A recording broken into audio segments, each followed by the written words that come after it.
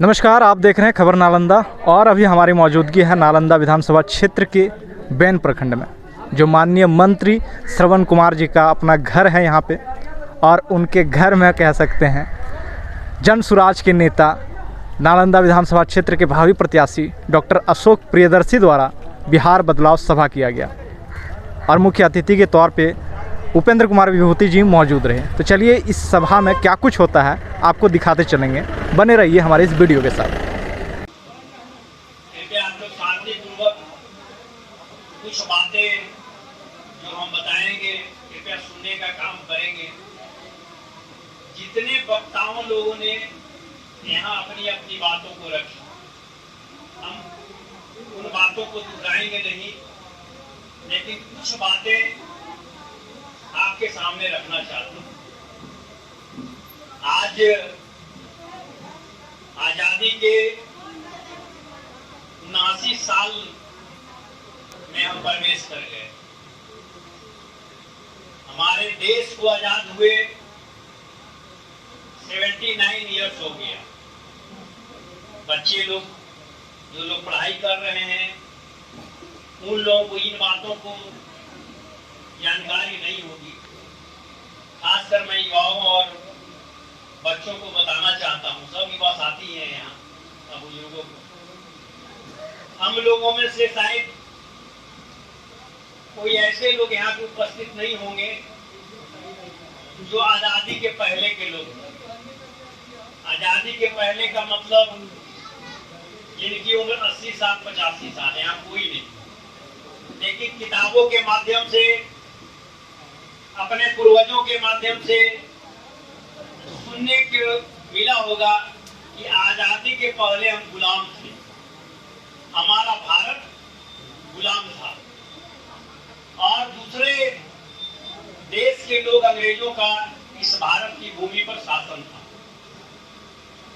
चलिए, पहले की बात को हम याद नहीं करते हैं, लेकिन आजादी के बाद देश में जो राजनीतिक स्वरूप उभरा उसके बारे में मैं आपको बताते बताते दिल्ली से चल के बिहार राजधानी और फिर हम नालंदा विधानसभा पर आएंगे। सबसे पहले आपको यह जानना है कि जब भारत आजाद हुआ, कांग्रेस की काउंसिल ने, कांग्रेस पार्टी के कोर कमेटी ने निर्णय लिया इस देश के प्रधानमंत्री के रूप में सरदार वल्लभ भाई पटेल को स्थापित करना है। मेरी बात तो आप समझ रहे हैं ना? जैसे यहाँ विधायक दल का नेता चुनता है नेता को, उस तरह से भारत की कांग्रेस पार्टी जब सत्ता में पहली बार डोर संभाली तो वहां निर्णय लिया गया उसके काउंसिल, उसके कोर कमेटी कि भारत का प्रधानमंत्री सरदार वल्लभ भाई पटेल होंगे, जो एक किसान के बेटा थे, बड़े मजबूत लीडर थे। लेकिन एक कमी थी उसमें, उनमें, क्योंकि वो आर्थिक रूप से, पैसे के आर्थिक रूप से मजबूत नहीं थे। लेकिन दूसरे दिन निर्णय लिया गया इस देश के प्रधानमंत्री जवाहरलाल नेहरू जी होंगे। वहां से शुरू हुई आर्थिक का राजनीतिकरण। मैं जो बता रहा हूं आप गौर से समझिएगा। वहां से शुरू हुई आर्थिक का राजनीतिकरण। तो भारत में कांग्रेस आई, इस सत्ता जितने दिनों तक रही, सबसे ज्यादा वही सत्ता पे आसीन रहा। तो आर्थिक का राजनीतिकरण होते होते जब इस देश की प्रधानमंत्री के रूप में स्वर्गीय इंदिरा गांधी स्थापित हुई, वहां से वो डिक्टेटरशिप का मतलब होता है कि कोई कोर कमेटी नहीं, जो हम चाहेंगे वो। और वहां से हुई अपराधियों का राजनीतिकरण। कुछ एक्टिविटी स्वर्गीय इंदिरा गांधी की ऐसी रही, ये सत्ता हासिल करने के लिए अपराधियों को संरक्षण दी। और एक दौर ऐसा आया पूरे देश में जितने अपराधी टॉप मोस्ट क्रिमिनल थे वो सांसद हो गए, वो चाहे बिहार की बात हो, उत्तर प्रदेश की बात हो, कई ऐसे उदाहरण जो सांसद और विधायक बने। बिहार से आप ले लीजिए, शहाबुद्दीन का नाम आपने सुना होगा, बिहार का नाम आप ले लीजिए, राजन तिवारी का नाम सुना होगा, गुरकुल शुक्ला का, मुन्ना शुक्ला का नाम आपने सुना होगा। ऐसे जितने क्रिमिनल थे वो सांसद और विधायक हो गए। तो दूसरा जो फेज चला वो अपराधियों का राजनीतिकरण हुआ। उसमें बिहार भी 90 के दशक में आप देखे होंगे कि जितने टॉप मोस्ट क्रिमिनल थे, अपहरण करने वाले लोग थे, नवादा की बात हो या अतरी की बात हो या गया की बात हो या जहानाबाद की बात हो, टॉप मोस्ट क्रिमिनल सांसद बने। कितने लोगों का नाम हम गिनाए, सब आप जान रहे हैं। अपराधियों का राजनीतिकरण शुरू हुआ 90 में, 1990 में देश की राजनीति का थोड़ा सा हिस्सा आप समझ गए होंगे।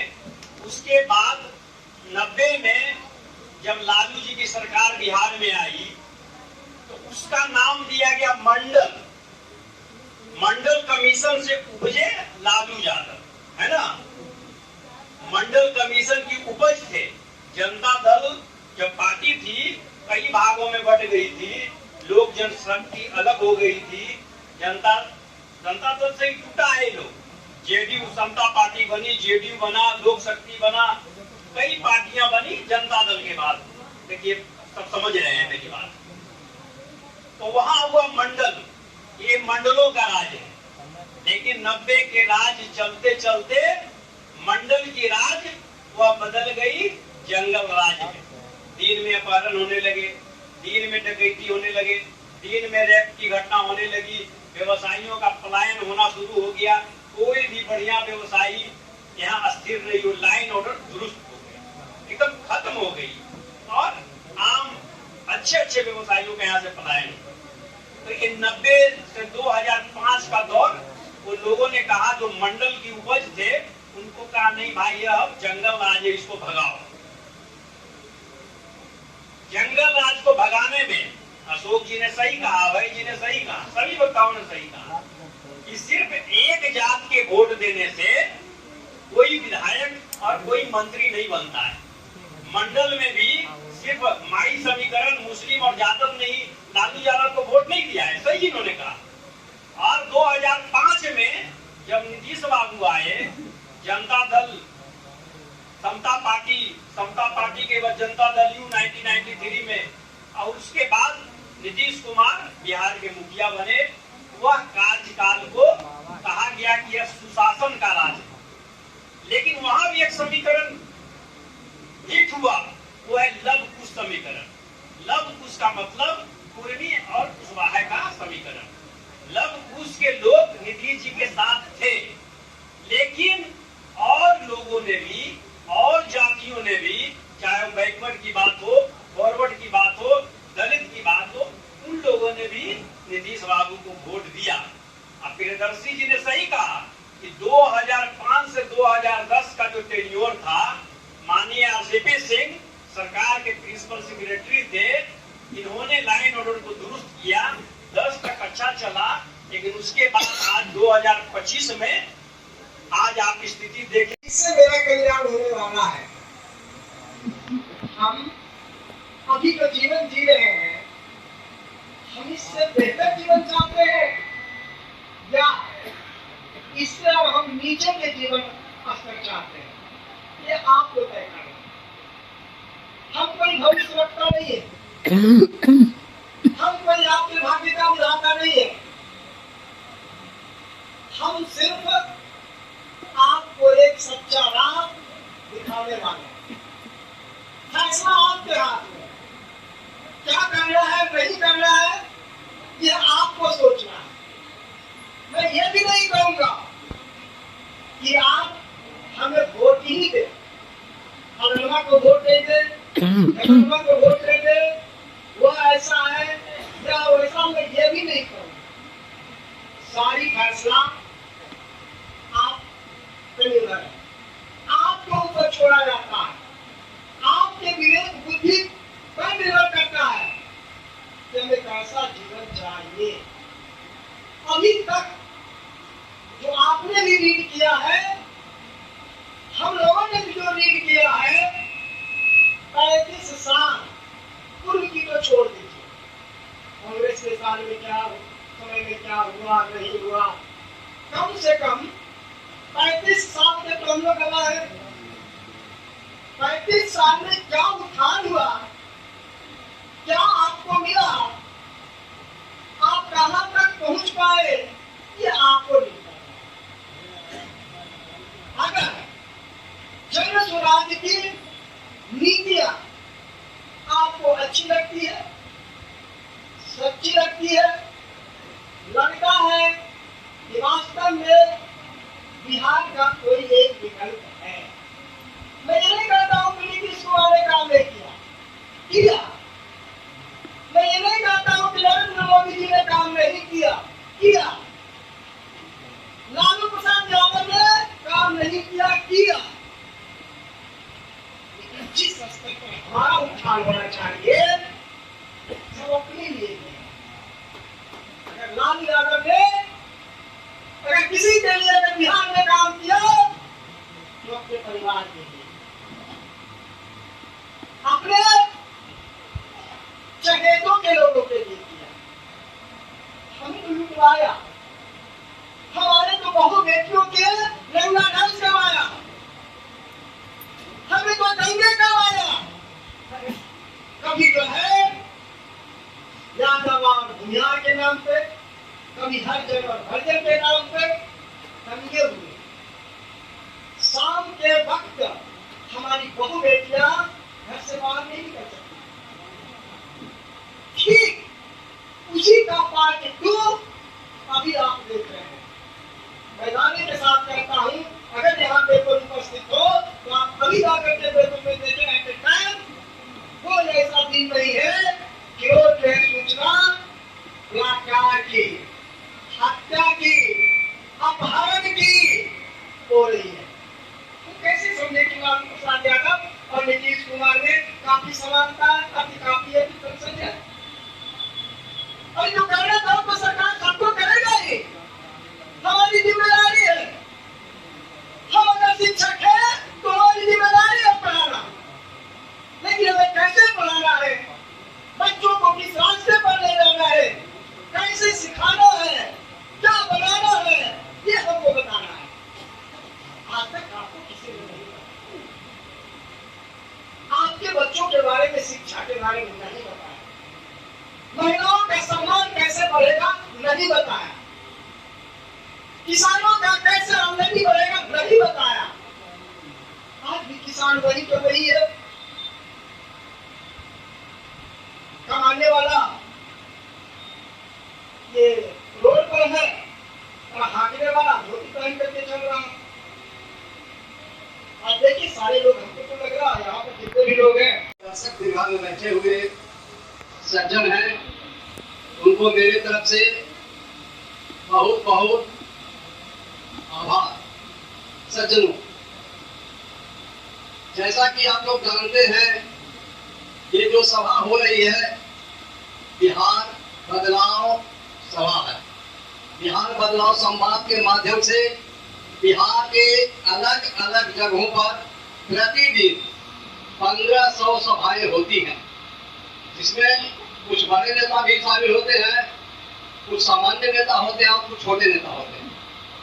तो कहने का मेरा अभिप्राय ये है कि ये जो बिहार की परिस्थिति है, इससे आप लोग सब वाकिफ हैं। आज 35 वर्ष गुजर गए। 15 साल आप लोगों ने लालू जी को वोट दिया, 20 वर्ष आप लोगों ने नीतीश जी को वोट दिया। जनता के बीच कोई तीसरा विकल्प नहीं था। बहुत से लोग चाह के भी अपना वोट दूसरे को नहीं देते थे, क्योंकि बिहार की जो राजनीति थी वो 2 ध्रुवों के बीच बटी हुई थी। या तो लालू समर्थक लालू जी को वोट करते थे, या जो लालू जी से नफरत करते थे वो नीतीश जी को वोट देते थे। नीतीश जी का प्रत्याशी कितना भी गंदा क्यों न हो, नीतीश जी के चेहरे पर दिखता था। उसी प्रकार लालू जी का जो भी प्रत्याशी हो भ्रष्ट हो, अपराधी हो, सिर्फ लालू यादव के चेहरे पर चिपका था। बात अब बदल गई है। अब बिहार में एक तीसरा विकल्प आया है जिसका नाम है जन स्वराज। जन स्वराज के संस्थापक आदरणीय प्रशांत किशोर जी हैं। पहले मैं प्रशांत किशोर जी हैं कौन, उनके बारे में बता देता हूँ। प्रशांत किशोर जी बिहार के सबसे विद्वान नेताओं में से एक हैं। न तो उनके टक्कर का किसी के पास विजन है, न उतना समझदारी है, न उतना कोई शिक्षित है। प्रशांत किशोर जी का पहले का जो काम था वो अलग अलग राज्यों में सरकार बनाने के लिए वे काम करते थे और बदले में सरकार बनाते थे और उनसे कुछ सहयोग राशि लेते थे। सरकार बनाने के क्रम में उन्होंने अब तक भारत के 12 राज्यों में मुख्यमंत्री को बनाया, जिसमें इंक्लूडिंग नीतीश कुमार भी है। और यही नहीं, जो वर्तमान भारत के प्रधानमंत्री हैं उनको भी तो प्रधानमंत्री की कुर्सी पर बैठाने में यही प्रशांत किशोर का योगदान था। तो कहने का मतलब है कि प्रशांत किशोर वह व्यक्ति है जो चुनाव की रणनीति को ऐसा प्रकट करते हैं, जनता के बातों को इस प्रकार रखते हैं जिससे जनता प्रभावित होती है और उनके नाम पर वोट देती है। वे ऐसे ऐसे नारे लिखते हैं, ऐसे ऐसे भाषण लिखते हैं जिससे जनता खुश होती है और खुश होकर के सरकार पर विश्वास कर वोट देती है। ये तो प्रशांत किशोर जी का परिचय हुआ। अब जन स्वराज है क्या? जन स्वराज का मतलब होता है जनता का सुंदर राज। प्रशांत जी को कहना है कि मैं जब भी सरकार में आऊंगा तो मेरी जो सरकार होगी वो जनता के लिए होगी और जनता के लिए समर्पित सरकार होगी। वैसी सरकार नहीं होगी जिसको विधायक अपने एसी रूम से बैठ के चलाएंगे। हमारे जो भी विधायक होंगे जीतने के बाद जनता के बीच रहेंगे और जनता का काम करेंगे। आप लोग जानते होंगे सबसे ज्वलंत मुद्दा बिहार में क्या है? भ्रष्टाचार, शिक्षा, बेरोजगारी, पलायन। प्रशांत किशोर जी का कहना है कि मैं जब सत्ता में आऊंगा तो जो व्यवस्था है, जो बिहार की पुरानी व्यवस्था है, मैं उसे चेंज करूंगा। सबसे पहले मैं बच्चों की जो शिक्षा व्यवस्था है उसमें अभूतपूर्व सुधार करूंगा। आप लोग देखते होंगे, आप लोग के बच्चे जब सरकारी स्कूल में पढ़ने के लिए जाते हैं, पढ़ाई कम, खिचड़ी ज्यादा। खिचड़ी और डिग्री ये दो ही बिहार के विद्यालयों में होता है। शिक्षक अपनी नौकरी बचाने के लिए बच्चा पढ़े ना पढ़े उसे अपग्रेड करके अगले क्लास से कर देता है। यदि उसी बच्चा को फिर से परीक्षा लिया जाए तो हम मानते हैं कि वो बच्चा उस क्लास में फेल हो जाएगा, लेकिन उसे भी अपनी नौकरी बचानी होती है। तो इनका कहना है कि नहीं, मैं जब व्यवस्था परिवर्तन करूंगा तो सबसे पहले बच्चों पर ध्यान दूंगा। जो भी माता पिता अपने बच्चों को सरकारी स्कूल में पढ़ा रहे हैं, यदि उस व्यवस्था से, उस स्कूल की पढ़ाई से संतुष्ट नहीं है तो मैं हर परिवार को एक बच्चे पर 1000 रुपया राशि दूंगा ताकि वे अपने बच्चों को प्राइवेट स्कूल में पढ़ा सके। और तब तक मैं वो पैसा देता रहूंगा जब तक मैं सरकारी स्कूल का स्थिति सुधार नहीं दूं। तो उनका जो सोच है वो सभी नेताओं से अलग है। उनका जो दूसरा सोच है वो युवाओं के लिए है। उनका कहना है कि बिहार से अब तक 50 लाख युवा बिहार के भारत के दूसरे राज्यों में पढ़ाई कर गए हैं, मुंबई, महाराष्ट्र, गुजरात। तो कहने का तात्पर्य है कि जो भी युवा रोजगार की तलाश से बिहार को छोड़ दिए हैं, अपने घर को छोड़ दिए हैं, अपने बाल बच्चे को छोड़ दिए हैं, उनको मैं पुनः वापस आऊंगा और इसी बिहार में 12-15 हजार की नौकरी दूंगा। मैं तब तक उसको 12-15 हजार मुहैया करूंगा जब तक मैं उसको रोजगार बिहार में दे नहीं देता हूँ। तो कहने का मतलब है कि उनका दूसरा सबसे बड़ा जो फोकस है वो पलायन पर है। पलायन एक ऐसा जहर है जो बेचारा पलायन कर गया है वही इस दर्द को जानता है। पलायन जिस 92 साल प्राप्त है के अंतर्गत नालंदा विधानसभा के 20 प्रांगण में आयोजित की जा रही है। मंच की अध्यक्षता हमारे लोकप्रिय भावी विभाग प्रदर्शी अशोक भैया जी, मंच के संचालक सुरेंद्र भैया एवं वरिष्ठ अतिथि बड़े भैया प्रवीण कुमार विरोधी जी, अभय भैया, चंदन भैया, इंदिरा जी एवं निरंतर विधानसभा से आए विभिन्न कोणों से बड़े बुजुर्ग, माता बहनों, भाई बहनों एवं प्रिंट मीडिया के आप लोग का हार्दिक स्वागत है। जैसा कि आप लोग 20 साल से ही जो हमारे मंत्री जी हैं उनको हम लोग वोट देते आ रहे हैं। जब भी चुनाव होता है तो वो अपना गाँव घूमते हैं, कहते हैं ये चीज बनाएंगे, नाली बनाएंगे, गली बनाएंगे। 5 साल के जब इलेक्शन खत्म हो जाती है तो आप लोगों के पास आते हैं तो सबसे पहले चेहरा देखते हैं। जब भी आएंगे तो चेहरा देखेंगे, बड़े बुजुर्ग को हमको प्रणाम करोगे, क्या गलत बोल रहे हैं? अगर गलत बोल रहे हैं तो कहिए गलत बोल रहे हैं। जहाँ भी जाते हैं सबसे पहले चेहरा देखेंगे, वरना हमको प्रणाम किया कि नहीं किया। अगर कोई नहीं पैर छू के प्रणाम करता है तो फलना से पूछेंगे ये कौन है, इसको बहुत गर्मी चढ़ा चर्बी चल गया। ऐसा चाहिए विधायक, ये आप लोग को दिन रात सेवा करने वाला चाहिए विधायक। ये तो आप लोग खुद सोचिए,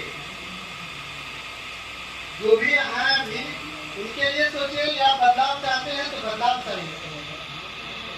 यहाँ बेल प्रखंड है, मोटिवेशन चाहिए, जाति निवास चाहिए, कोई भी प्रशासनिक काम चाहिए, बिना पैसा के कुछ होता है? नहीं होता है। तो आप लोग सभी पैसे देके आइएगा। चुनाव आता है 500 रुपये मुलाकात में ले लेके बैठ जाते हैं। 500 रुपये हम लोग साल भर हो जाते हैं, 500 रुपये में हम लोग का दिन गुजारा। इसलिए बदलाव चाहिए। हम लोग के क्षेत्र में बहुत सा विकास बाकी है। हमारे जो विधायक जी हैं, अभी देखिएगा चुनाव आया हुआ है, बहुत कम विधायक मंत्री जो मनरेगा का उद्घाटन करता है। आप लोग के क्षेत्र में मनरेगा का बहुत सा काम होता है, देखते होंगे बिना काम का उद्घाटन हो जाता है, शिलान्यास हो जाता है। किसी को दम नहीं कि मंत्री के खिलाफ आवाज उठा है, किसी को दम कोई नहीं उठाते हैं। किसी को तो पता नहीं चलता है कि कितना का पैसा का एस्टिमेट है, काम हुआ नहीं हुआ, काम खत्म नहीं होता है, वोट पर आता भी नहीं है, वोट उद्घाटन शिलान्यास हो जाता है, खत्म हो जाता है, पैसा निकल जाता है। उससे हम लोग क्या कुछ मिल पाता है? कुछ नहीं मिल पाता है।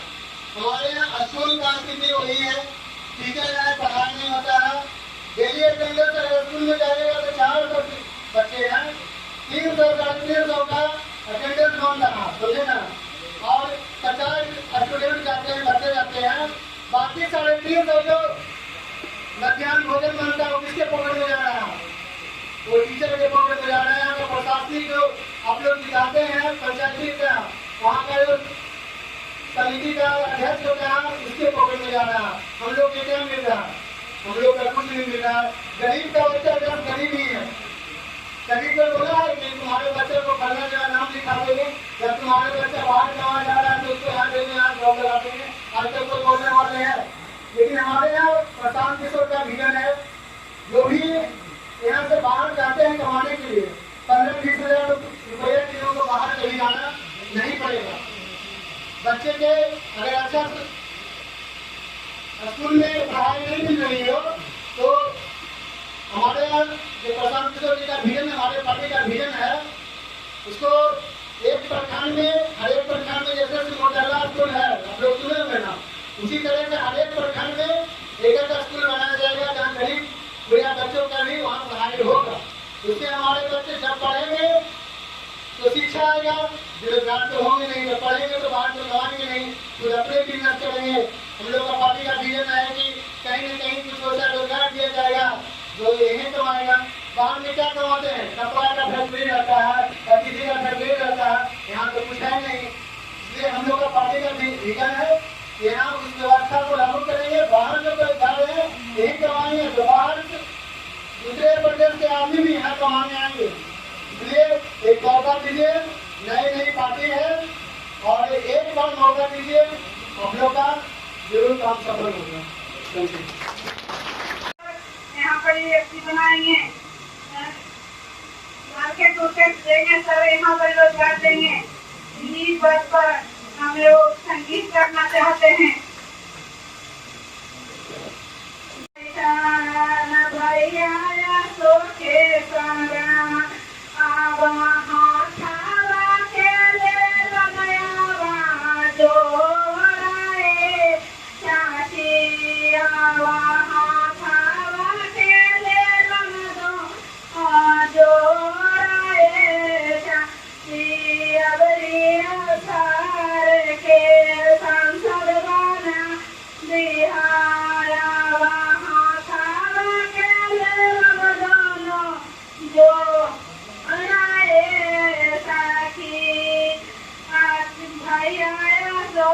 भैया सांसद बना दिया, सांसद बना दिया, वहाँ के दोनों जोड़े सखी।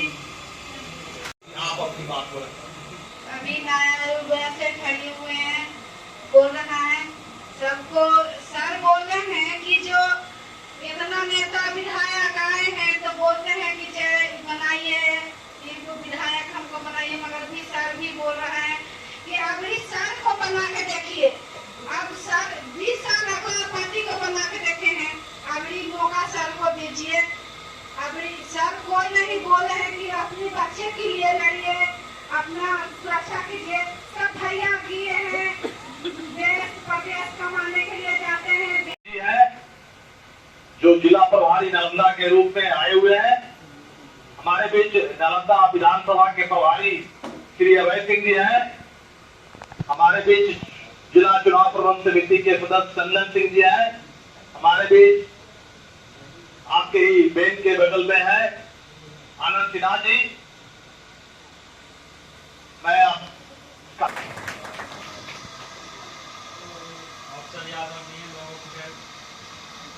नमस्कार। मेरा नाम रविरंजन कुमार है।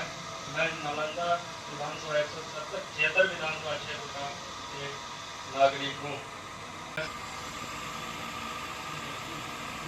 अशोक जी नए उम्मीदवार के रूप में हमारे विधानसभा क्षेत्र से चुनाव लड़ रहे हैं। आप लोगों से अनुरोध है कि एक बार रोजगार के लिए और शिक्षा के लिए बिहार में वोट दें और हमारे बीच में जो रोजी रोजगार के लिए एक बार वोट दें। और इसी बीच मैं अपनी वाणी को विराम देता हूँ। और सबसे पहले मैं ये बोलना चाहता हूँ कि हम लोग आए हैं जन स्वराज, जिसका अर्थ होता है जनता का सुंदर राज। जनता का सुंदर राज कब होगा? तभी होगा जब शिक्षा और रोजगार हो। हमारे क्षेत्र में शिक्षा और रोजगार होगा तभी जनता का सुंदर राज हो सकता है ना। तो आप जानिए कि हमारे बैनर में देख लीजिए कि शिक्षा का कितना महत्व है, जिसको सबसे पहले समझना है। आपको आंख कान और दिमाग खोल कर समझिए कि शिक्षा का कितना बड़ा महत्व है। ये हमारे हुए आरसीपी सिंह रामचंद्र प्रसाद सिंह जो आप ही के जिले के हैं। ये छोटी सी गांव में पढ़ते थे और 50 साल पहले 40-50 साल पहले जिसमें कोई सुख सुविधा नहीं था, उस समय इन्होंने गांव से पढ़कर मुस्तफापुर है अस्थामा रोड, वहां से पढ़कर इन्होंने आईएएस पास किया और आईएएस पास कर इन्होंने देश की 8-9 मिनिस्ट्री चलाई और 2005 से 2010 में जो सरकार थी, हमारी सरकार थी, नीतीश सरकार बनी, उसके पहले जो जंगल राज था उसकी खात्मा में पर्दे के पीछे का सबसे अहम योगदान यही आरसीपी सिंह जी का, क्योंकि प्रशासन का एक सबसे महत्वपूर्ण पद होता है प्रधान सचिव। पूरे आईएएस पूरे राज्य में IAS IPS जितना भी वो सिस्टम है सबको ये कंट्रोल होता है। इसके ऊपर CM होते हैं, मुख्यमंत्री होते हैं। इन्होंने 2005 से 2010 के बीच में यही प्रधान सचिव थे। इन्होंने दिन रात एक करके बिहार में जंगल राज का खात्मा किया। यही सोच लिए शिक्षा का कितना बड़ा महत्व है। पढ़ाई से ही ना वहां इतना बड़ा काम हो गया है? कि वो गुंडागर्दी से हुआ नहीं हुआ, पढ़ाई से आपका बच्चा भी ये काम कर सकता है। हमारे जिले के जब ये काम कर सकता है, हमारा बच्चा क्यों नहीं कर सकता?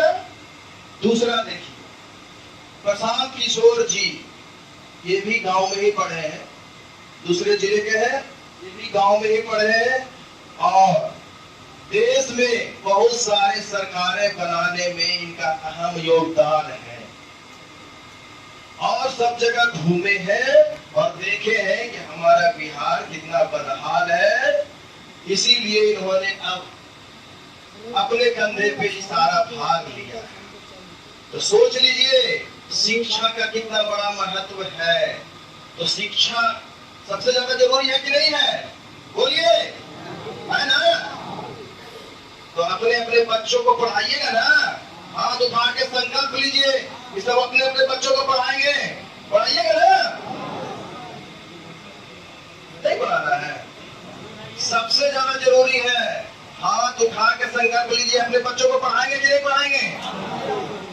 सबसे ज्यादा जरूरी है अपने बच्चों को पढ़ाना, क्योंकि यही सबसे सिंपल रास्ता है। दुनिया का सबसे आसान काम है भैया, दुनिया का सबसे आसान काम है पढ़ाई। इसमें आपका कोई पैर नहीं खींचेगा, कोई नहीं पैर खींचेगा और आपको मदद कर सकता है। आप पढ़िएगा, आपको घर वाले बाहर वाले सब हेल्प करेंगे और कोई भी काम है सब में पैर खींचा जाता है कि नहीं? तो सबसे आसान काम है पढ़ाई, इसलिए अपने अपने बच्चों को जरूर पढ़ाइएगा।